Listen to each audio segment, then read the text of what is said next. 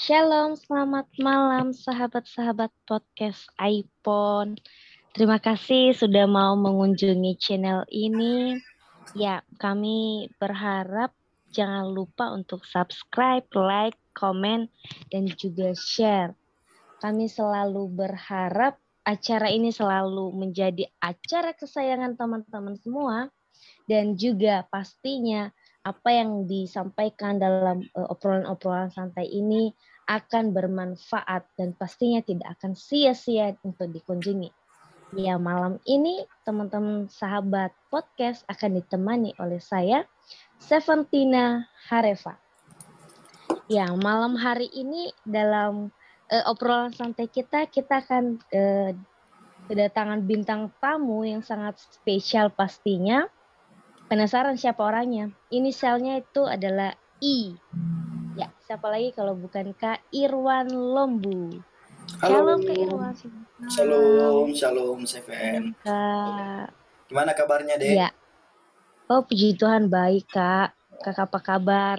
Baik juga, baik juga. Oke, sekarang udah jadi host ya nih ceritanya. Iya dong Kak. Iya, ceritanya ini nih Kak. Yang Pemilik hostnya, yang biasanya pemilik saya yang iPhone. nanya-nanya, sekarang udah jadi hostnya yang nanya-nanya ya. Ya, itu dia nih Kak. Wah, Jadi keren, keren. Oke, lanjut, lanjut. sahabat-sahabat podcast, ya sahabat-sahabat podcast, iPhone ini adalah acaranya Kak Irwan yang hari ini menjadi bintang tamu spesial kita. Iya, tapi terima kasih loh Kak kesempatannya diberikan kepercayaan untuk menjadi host malam hari ini.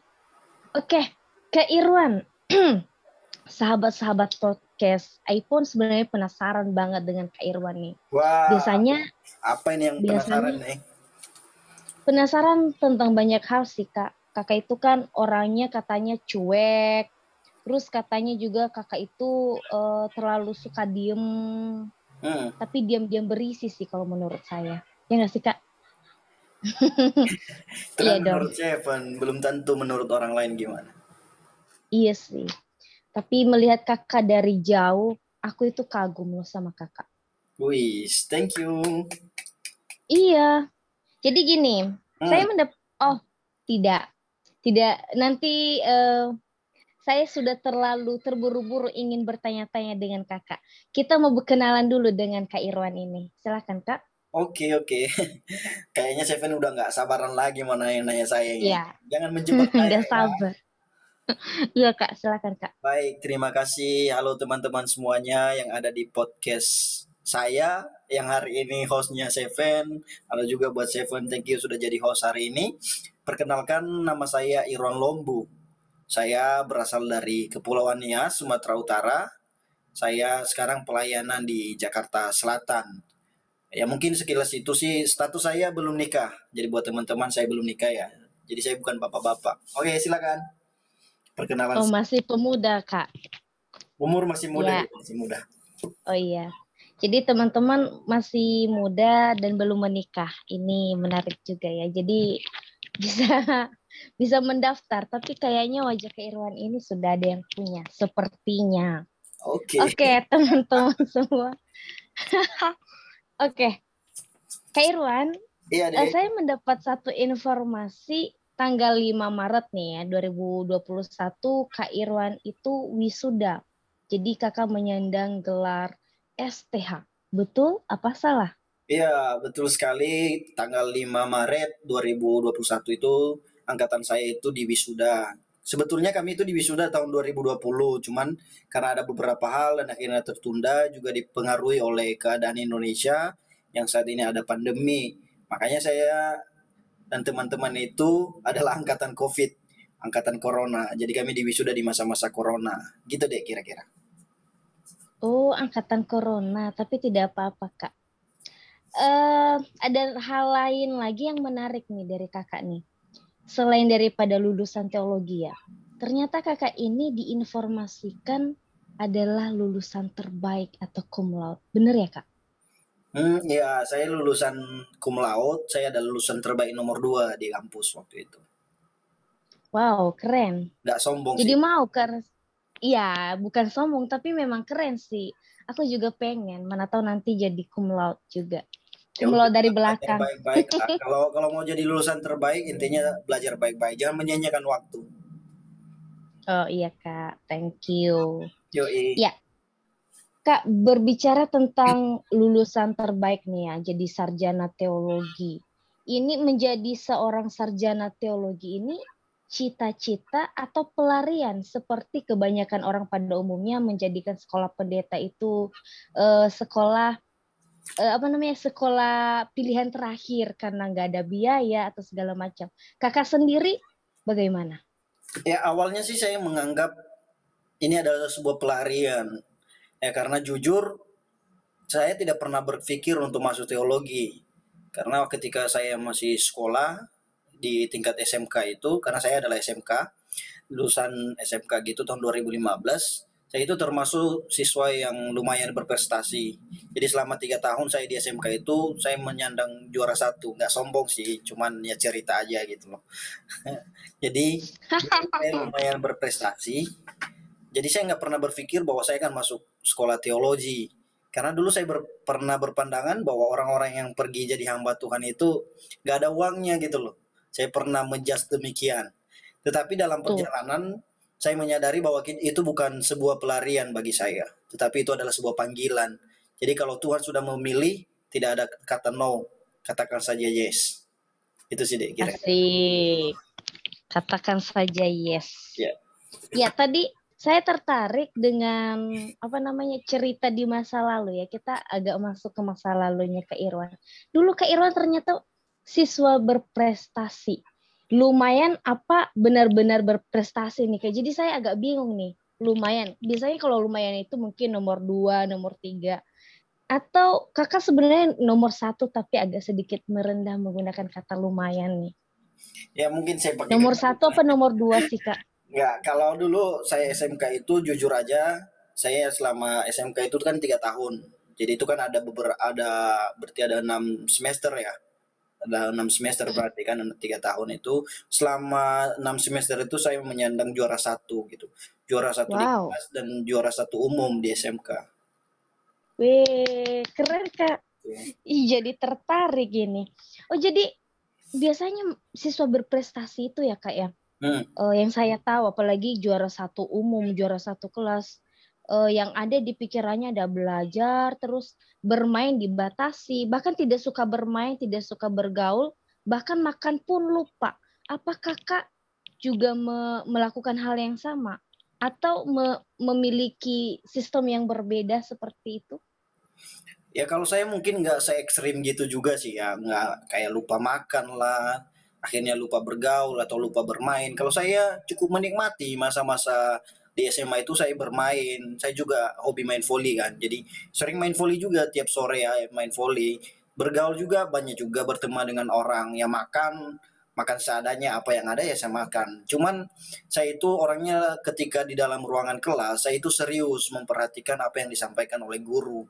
Jadi di dalam ruang kelas itulah saya mempergunakan banyak waktu untuk memperhatikan dan saya orangnya yang lumayan penasaran gitu loh. Misalnya ada beberapa istilah-istilah baru yang baru saya dengar kan. Jadi saya cari nanti sampai saya dapat gitu loh. Kalau belum saya dapat biasanya saya nggak tenang. Sampai saya dapat apa sih arti sesungguhnya kata-kata itu? Baru saya oh gitu. Nah, dan yang kedua itu saya lebih suka belajar subuh karena menurut saya belajar subuh itu lebih tenang kan biasa subuh itu kan belum ada orang bangun saya biasa bangun jam 3 jam 4 gitu untuk belajar dan otak itu masih segar gitu loh jadi kalau udah satu harian kan mumet gitu tiba-tiba malamnya kita belajar itu kan udah banyak tumpukan-tumpukan pikiran di dalam sedangkan kalau kita bangun pagi kan fresh belum ada pikiran yang masuk ketika belajar itu jadi lebih mudah masuk gitu loh. Oh gitu. Tapi keren sih Kak. Jadi memang sih belajar itu butuh keseriusan, penasaran. Jadi tips untuk belajar sendiri itu harus subuh ya Kak? Atau bagaimana sih Kak? Ya mungkin masing-masing orang sih ya. Kalau bagi saya nggak harus subuh juga, karena masing-masing orang kan punya cara belajar sendiri kan.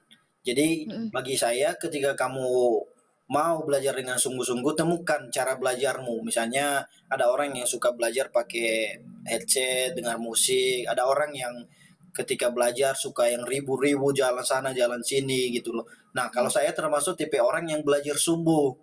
Jadi kalau malam itu kepala saya itu nggak cepat nyerap gitu otak saya. Tapi kalau subuh itu cepat nyerap gitu deh kira-kira. Jadi nggak harus Oh, subuh ya. seperti itu. Untuk teman-teman yang nonton ini jangan bilang, Irwan bilang harus subuh. Nggak harus subuh juga. Temukan cara belajarmu. Ya, sahabat podcast itu dengar ya. Temukan cara belajarmu, tetap serius dan juga harus penasaran dalam belajar. Kalau jadi siswa berprestasi, kalau enggak ya silakan bermain terus dan lupakan untuk belajar. Tapi kayaknya Oke, Kak Stefan Irwan termasuk beranjak. berprestasi juga ya. Gimana nilainya di kampus? Hmm, ya, biasa aja sih Kak, nggak terlalu dan tidak terlalu buruk-buruk amat. Oh, tapi masih di atas Sederhana. lah ya, masih di atas ya. Atau kamu lagi merendah di Oh, atas gunung ceritanya nih? oh, tidak Kak. Oh, Sederhana aja sih, tidak terlalu pintar dan tidak juga masuk di bawah seperti itu. hmm. Oke, jadi kita beranjak ya Kak dari kakak yang di masa lalu.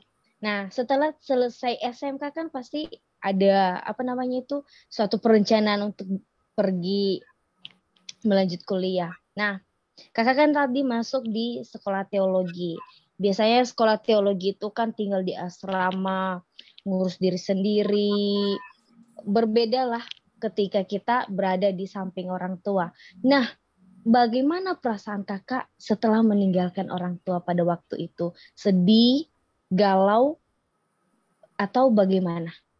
Ya, kalau saya bukan tipe orang yang terlalu melo sih ya. Terlalu melo ketika berpisah dengan orang tua dan nangis begitu ya. Kalau saya waktu berpisah dengan orang tua itu jujur aja saya nggak nangis gitu loh. Pas pisah dengan orang tua di bandara gitu melihat meninggalkan Pulau Nias karena dari kecil itu saya sudah terbiasa berpisah dengan orang tua dan saya memiliki hati yang tegar untuk jauh dari orang tua. Saya umur 2 tahun sampai 4 tahun itu saya nggak tinggal di rumah, saya tinggal di tempat saudara gitu dan saya udah terbiasa untuk hal itu.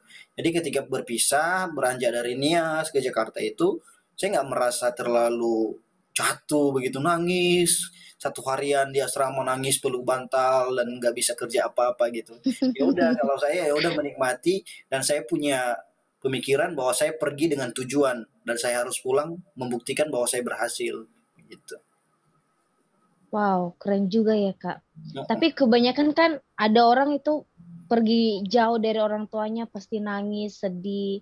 Apalagi kan kalau udah cuci baju sendiri kan itu kayak mengingatkan kepada orang tua, rasanya pengen kembali. Ada nggak sih perasaan pengen kembali gitu loh setelah masuk asrama kan, aduh pengen kembali aja. Kalau di rumah kan aku nggak pernah nyuci apa segala macam seperti itu Kak.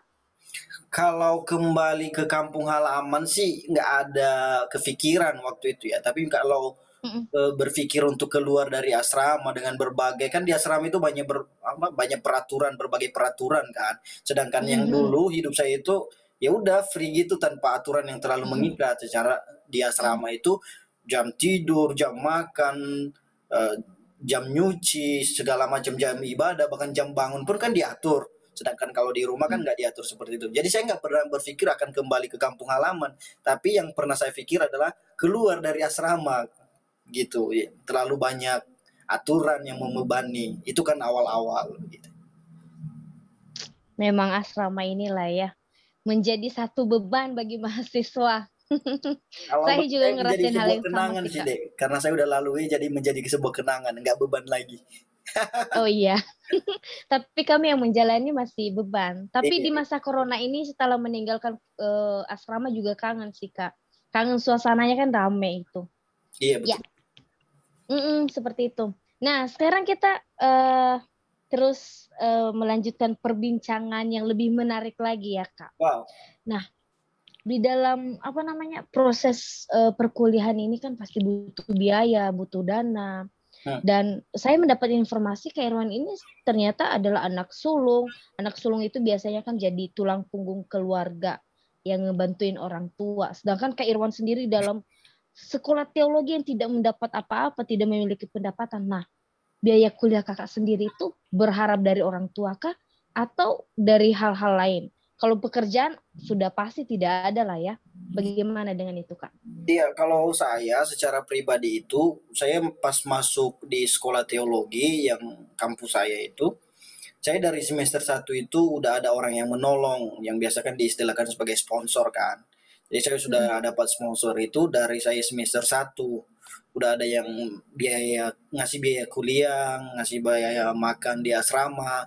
Nah, ketika saya semester 2, sponsor saya itu yang kebetulan juga adalah dosen di kampus saya, memanggil saya untuk direkomendasikan di sebuah gereja. Jadi saya dari semester 2 itu udah pelayanan di gereja yang saya pelayanan sekarang ini. Sampai hari ini saya masih pelayanan di gereja ini. Saya dari semester 2 udah di gereja ini. Jadi biasanya ada uang untuk, biasanya kan kita pelayanan dapat persembahan kasih, juga ada biaya transportasi. Jadi itu biasanya saya kumpulkan, saya simpan untuk biaya makan di asrama, beli sabun, ataupun misalnya kan dulu belum tiap hari ada bis untuk kampus asrama, jadi itu biasanya untuk ongkos ataupun untuk biaya kuliah juga. Jadi intinya sebenarnya saya nggak terlalu membebani orang tua lah. Jadi kalau orang tua mau kasih juga oke, mau tidak juga nggak apa-apa begitu, karena saya sudah punya pegangan dari sponsor saya dan dari gereja yang saya pelayanan juga sekarang ini gitu loh. Wow, keren ya Kak, dapat sponsor Kamu gimana dan deh? tidak menyusahkan orang tua. Kalau saya masih belum dapat sponsor sih Kak, jadi masih dalam pergumulan juga Udah ya, kita supaya tidak sama-sama doakan menyusahkan ya. orang tua. Buat sahabat-sahabat podcast iPhone, doakan juga Seven ya biar dapat sponsor, biar ringan bebannya. Amin. Oke, oke, Semoga lanjut deh, Tuhan lanjut. menjawab. Iya Kak. Oke, tadi Udah itu sekalian kan minum boleh dari nggak? Oh, silakan Kak. Oke, silakan, silakan. Oh iya iya. Silakan minum dulu Kak. Itu tidak hanya sekedar air putih Kak. Tadi sudah dimasukkan apa namanya? Gula-gula yang paling manis banget di Indonesia ini. Jadi enak kan rasanya ya Kak? Enak deh, apalagi pandang kamu pasti manis banget. Asik. Aku jadi malu. Oke, silakan. Oke. Beranjak dari status Kakak tadi kan, seorang sarjana teologi, lulusan terbaik, cum laude, itu memperolehnya tidak gampang pastinya.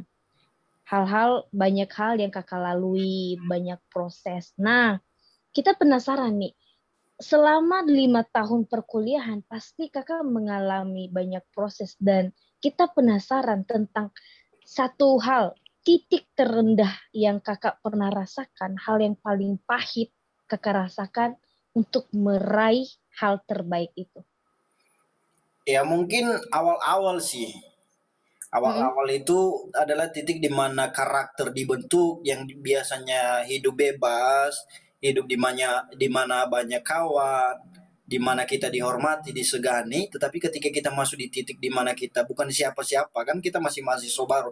Kamu tahu sendirilah kalau mahasiswa baru seperti apa diperlakukan kan. Nah, itu dulu adalah titik di mana yang saya rasa itu adalah titik terendah.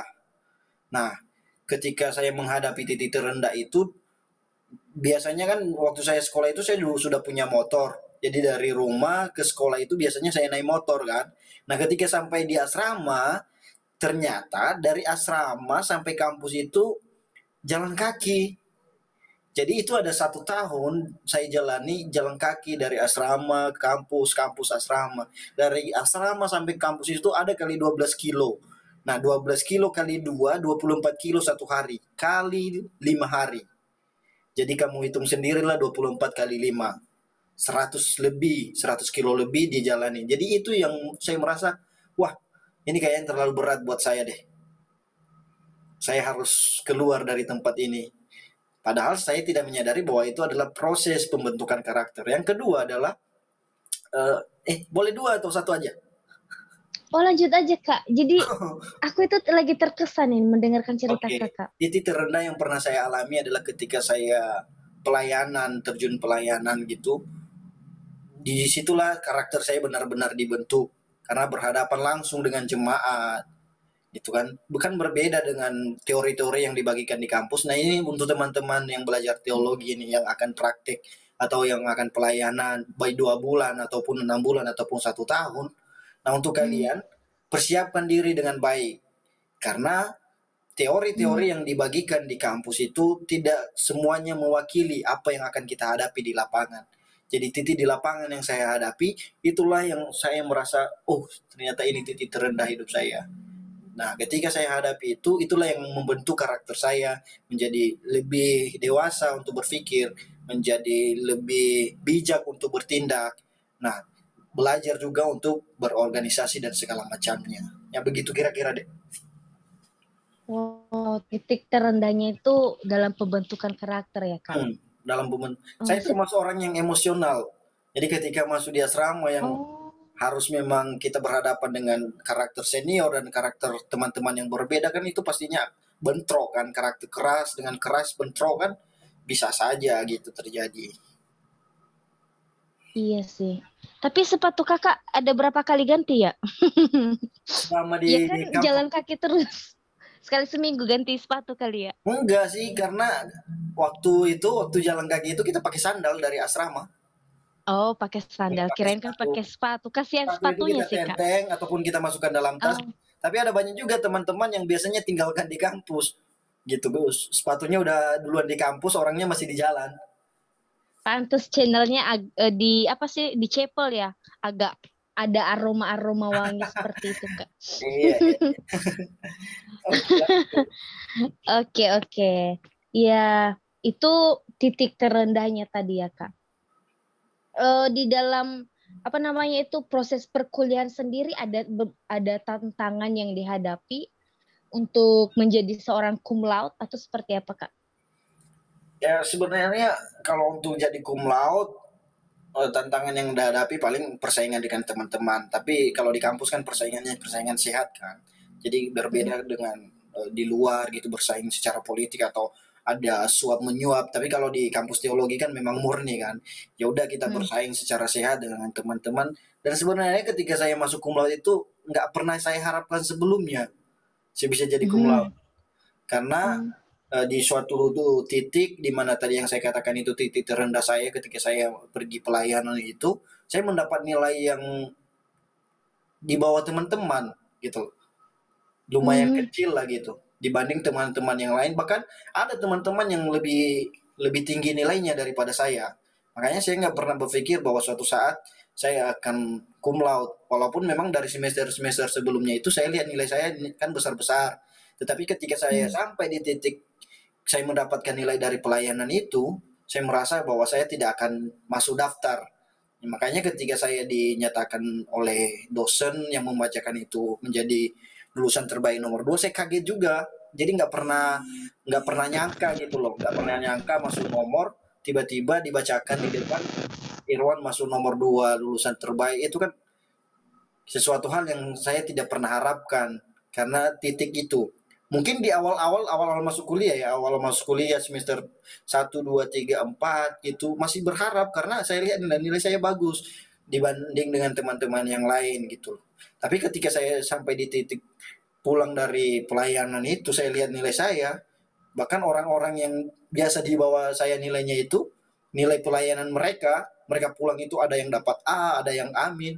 Saya B dan di bawah B pulang pelayanan. Jadi saya tidak pernah berharap atau dapat cum laude. Begitu deh kira-kira.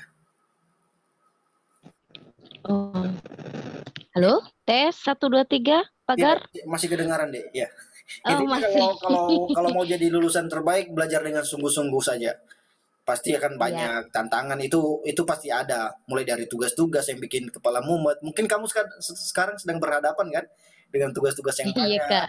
Nah, bikin Betul, Kak. paper yang banyak pasti akan ada titik-titik jenuhnya. Itu pasti. Hmm, Tapi jangan pernah betul. kalah dengan titik jenuh.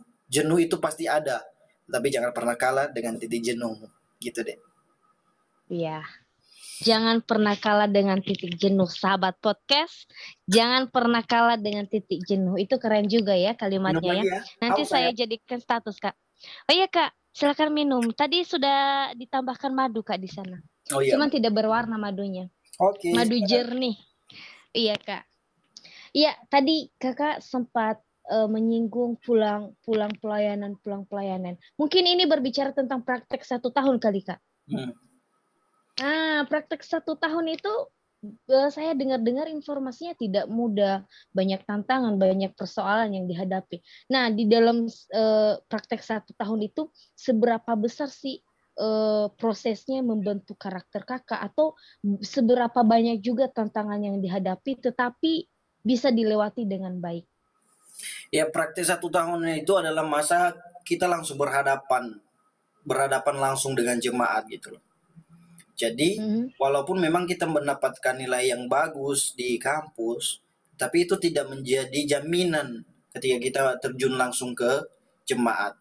Nah, ketika Mhm. kita terjun langsung ke jemaat itu, kita akan berhadapan dengan berbagai karakter jemaat-jemaat yang ada di situ.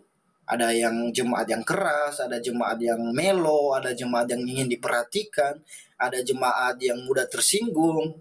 Nah, kamu akan berhadapan dengan jemaat-jemaat itu. Selain daripada itu, kamu juga akan berhadapan dengan mentormu. Ah, Mhm. ini khususnya untuk teman-teman yang tinggal di rumah gembala. Kita kan pasti ada penyesuaian-penyesuaian dengan keluarga baru, dengan gembala kita di sana gitu loh. Apalagi misalnya kita tidak sejalan dengan gembalanya, itu pasti tantangan terberat yang akan dihadapi. Tetapi pesan saya buat teman-teman yang akan pergi 1 tahun ataupun praktek di tempat dimanapun kalian berada, kalau kalian tinggal di tempat gembala, menyesuaikan saja dengan cara hidupnya gembala begitu, karena kalian memang posisinya adalah sedang sedang mempraktekkan teori apa yang sudah kalian pelajari di kampus dan mengambil pelajaran dari praktik itu untuk dibawa ke kampus lagi gitu deh. Oh, seperti itu ya. Jadi praktek itu memang benar-benar apa namanya itu membentuk karakter kita, apalagi menghadapi karakter jemaat yang begitu berbeda-beda lah ya Kak. Betul betul. Jadi, oh ya, jadi saya teringat tentang pelajaran psikologi perkembangan, itu sangat penting sekali ya dipraktekkan di dunia praktek Hmm. nanti. Semua mata Iya. kuliah apa yang kamu sudah dapat di kampus itu sebenarnya ada di lapangan gitu loh. Kamu belajar Iya ya. homiletik, di sana kamu akan berkhotbah. Kamu belajar Mhm. tentang konseling, di sana kamu akan bertemu dengan orang-orang yang akan curhat masalah mereka dengan kamu. Dan kamu harus memang Mhm. bijak bertindak di situ gitu loh. Jadi kebanyakan itu memang kita praktikkan di lapangan gitu loh. Tetapi pesan Oh. saya, misalnya kamu praktik di pelosok-pelosok, ya jangan sampai Mhm. kamu lakukan eksegesis, eksposisi di sana, bikin jemaatnya pusing. Kalau kamu bertemu dengan jemaat-jemaat awam yang pendidikannya Mhm. mungkin masih di bawah gitu, pakai saja bahasa yang sederhana, yang praktis, yang mudah dimengerti. Ya kalau kamu bertemu dengan jemaat-jemaat yang pendidikannya rata-rata di atas, ya kamu perlu pakai ilmu eksposisi ataupun eksegesis dan bahasa-bahasa aslinya. Jadi menyesuaikan aja deh. Kamu lihat jemaatmu, kalau jemaatmu adalah jemaat awam, pakai bahasa sederhana. Nah, ketika jemaatmu itu jemaat yang berpendidikan, lumayan berpendidikan, pakai ilmu-ilmu yang dibagikan di kampus, Ibrani, Yunani, eksposisi, eksegesis, begitu, tafsiran. Ya, gitu deh kira-kira. Wow, keren juga ya Kak. Ya sangat membantu sih. Saya secara pribadi terberkati loh ya Kak. Hmm. Obrolan kita malam hari ini. Jadi sebentar sebentar lagi nanti saya juga akan pergi praktek. Oh, kamu mau praktik apa Jadi, ini? 2 bulan? oh iya Kak, mau praktek 2 bulan. Jadi bisa jadi prepare juga kan untuk aku Iya betul sendiri. betul. Oh. Mm-mm. Tapi Oh iya Kak, kamu mau praktek di daerah mana ini? rencana sih Kak di daerah Bekasi kalau nggak salah. Oke, Iya, daerah harus Bekasi. layani Mm-mm. ya di sana, Seven. Lakukan yang terbaik. Thank you Kak. Yoi. Yoi. Ya Kak, tadi itu selama kita berbincang-bincang, Kakak menyampaikan bahwa Kakak itu orangnya emosional ya. Hmm. Biasanya orang yang emosional itu susah ya mengasihi orang lain. Tapi aku sering ngelihat nih, nggak kepo-kepo amat sih, sedikit kepo tentang postingan-postingan kakak. Kakak kirim postingan mesra dengan saudara-saudara, dengan keluarga. Nah, kakak ini benar-benar, apa namanya itu, informasi yang disampaikan sosmed itu benar-benar Kak Irwan yang benar-benar mengasihi keluarga, atau memang ya biasa lah ya, ditampilin di sosmed aja sok mesra, apa gimana sih Kak? Ya Penasaran. kalau di keluarga saya itu diajarin satu prinsip keluarga friendly. Mhm. Jadi keluarga saya itu baik bapak saya dengan saya, mama saya dengan saya, ataupun saya dengan adik-adik saya itu seperti seorang teman. Jadi apa yang dilihat oleh teman-teman ketika saya posting saya mesra dengan adik saya yang perempuan, ya begitulah kami. seperti seorang sahabat. Nah, ketika dia ada masalah, dia berani terbuka dengan saya. Ini keuntungannya satu keluarga yang friendly. Ketika misalnya kamu punya kakak gitu atau kamu punya adik, kalau kamu dekat banget dengan dia, dia akan berani terbuka dengan kamu. Apapun masalahnya, dia akan cerita dengan kamu dan kamu akan menjadi tempat mereka bercerita. Jadi, ketika kamu jauh dari mereka atau membangun jarak antara saudara-saudaramu, maka semakin mereka tidak berani bercerita tentang diri mereka. Karena mereka takut kan punya keseganan. Sedangkan kalau kamu dekat dengan mereka, mereka sudah menganggap kamu seorang sahabat, mereka akan berani terbuka dengan kamu. Jadi apa yang saya tampilkan di media sosial ya, memang kami begitu. Baik saya dengan bapak saya itu kayak abang adik, nggak kelihatan kayak bapak dan anak gitu loh. Wow, keren ya Kak. Jarang loh punya keluarga yang kayak gitu. Saya juga berharap seperti itu sih. Ya, Tapi memang ada apa namanya tuh, saudara laki-laki itu sama saudara perempuan biasanya agak jaga jarak sih. Tapi memang ketika melihat postingan Kakak agak tertarik juga sih, kasih abang kepada adiknya. Banyak orang yang mengharapkan seperti itu. Jadi tipsnya friendly lah ya Kak. Jadi ya, apa namanya, bersahabat tapi kan dalam gini keluarga. deh, masing-masing keluarga kan punya punya cara sendiri untuk mengasihi kan. Ada orang yang hanya perhatian, ada orang yang hanya chat di media sosial, itu caranya perhatian. Tapi kalau kami ya begitu, kalau kami ketemu, kami rangkul, kami saling bercanda sebagai seorang teman. Kalau ada masalahnya dia cerita ke saya begitu. Jadi itu real ya, Oh. bukan hanya ditampilkan di media sosial gitu. Itu real keluarga kami seperti itu. Oh. Oke, sahabat podcast, ternyata Kak Irwan ini selain seorang kumlo, ternyata seseorang yang mengasihi keluarga juga ya, sahabat bagi saudara-saudaranya. Keren sekali sih. Berbahagialah orang yang mendapatkan Kak Irwan. Asik. Amin, amin. Oke, Kak Irwan, itu berbicara tentang keluarga, pengalaman tadi, tentang titik terendah. Nah, kita ini sahabat-sahabat podcast pastinya penasaran dengan asmaranya Kak Irwan. Oke. Wow. Kita mau tahu nih tentang asmara Kak Irwan sendiri. Oke, kita mulai daripada mantan dulu deh. Ada berapa sih jumlah mantan Kak Irwan ini? Di atas 10 kali. Oh, di atas 10. Itu bohong apa jujur itu? Itu senyum-senyumnya itu seperti apa namanya, menggambarkan kebohongan-kebohongan terselubung. Jujur, di atas 10, di atas 10. Bukan Di atas 10 ya? Iya. Oh, wow, keren juga ya. Nyampe 50 nggak sih, Kak? Enggak nyampe 50. Oh, nggak nyampe 50 ya. Pas 50. Oke.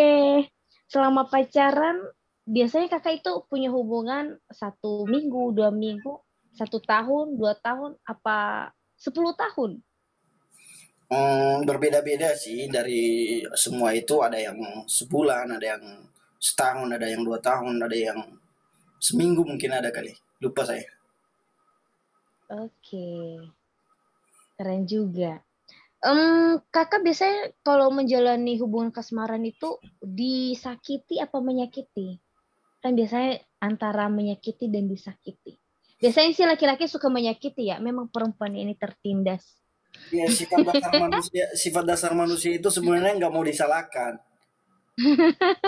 Tapi biasanya laki-laki itu suka menyakiti sih Kak. Yang saya tahu seperti itu. Jadi saya tidak bisa menilai apakah saya menyakiti atau mereka yang menyakiti saya. Tapi intinya itu sudah menjadi masa lalu. Sakit apa tidak sakitnya, mereka udah jadi masa lalu buat saya. Asik. Oh, masa lalu. Berarti masa lalu ada masa depannya dong Kak. Iya gak sih? Kamu mau nggak jadi masa depannya?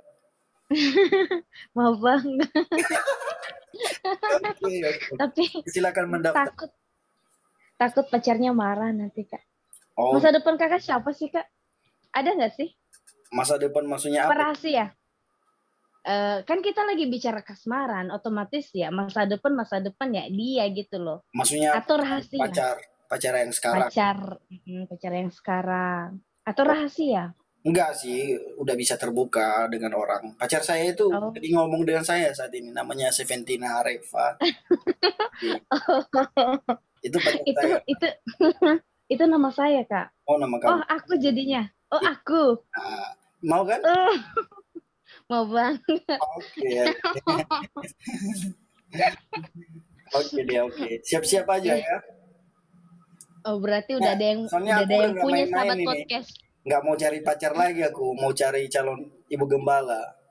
Asik. Oh, Oh, sahabat iPhone, ternyata Kak Irwan sudah punya pacar. pacarnya si Arifan namanya. Pacarnya aku ternyata. Selama ini kamu nggak Oke, sadar. sadar sih Kak. Oh, Supaya sahabat iPhone mau terus mendengarkan. Ya, akhirnya yang sakit hati maafkan aku. oke. Aku sudah duluan ada Ada dalam pertanyaan hatimu. lain? Ada pertanyaan lain. Ini mungkin dua lagi Kak, dua lagi. Heeh. Apa ya pertanyaannya? Kakak mau diajukan pertanyaan apa? Lah, kok aku yang tanya deh? Iya, iya. Saya bercanda loh Kak. Oh, nggak apa-apa. Oke, Kak Irwan sekarang kan sudah menjadi lulusan terbaik, jadi sarjana teologi. Hmm. Harapan ke depan itu seperti apa? Apa yang ingin dicapai? Atau kesuksesannya cuma sampai di sini? Atau ada hal yang ingin dicapai lagi? Dan ada lagi nih, dan bagaimana konsep-konsep yang sudah disusun untuk mencapai hal demikian? Oh iya, baik.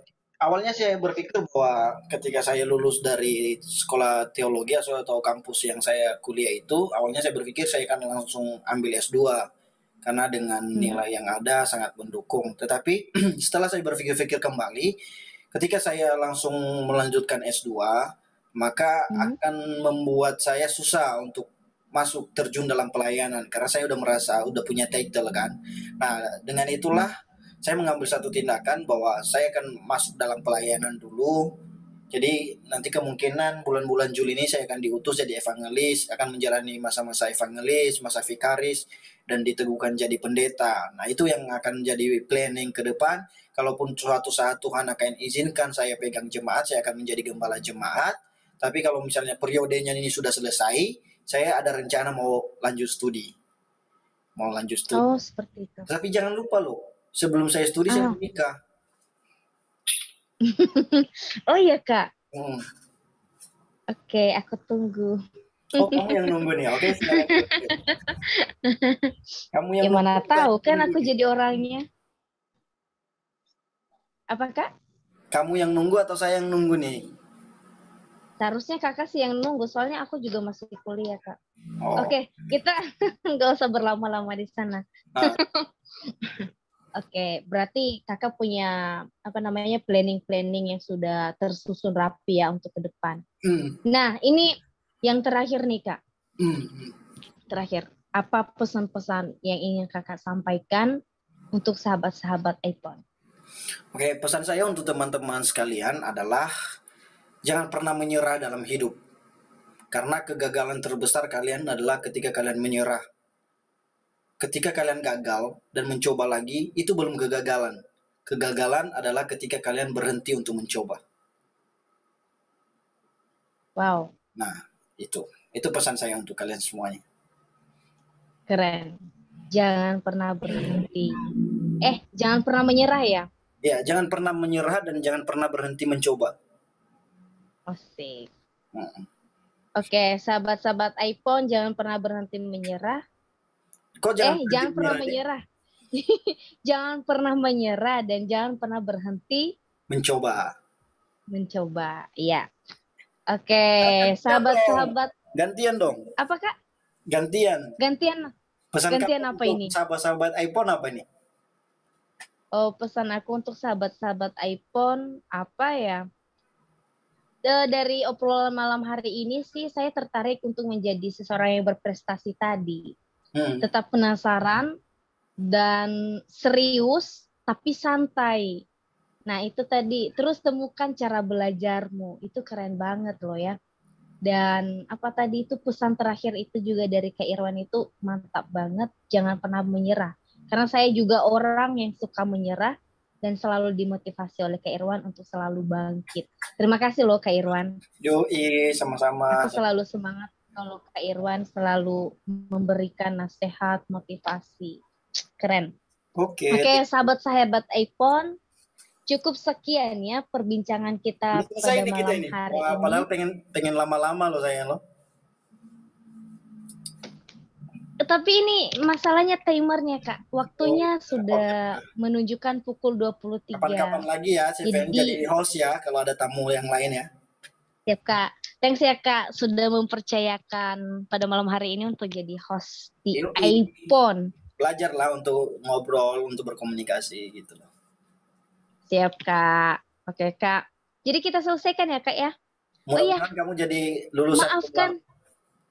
maaf, Kak. Maafkan aku. Tadi kita buka belum berdoa. Oh gitu. Oke, Nutup kita harus berdoa nih.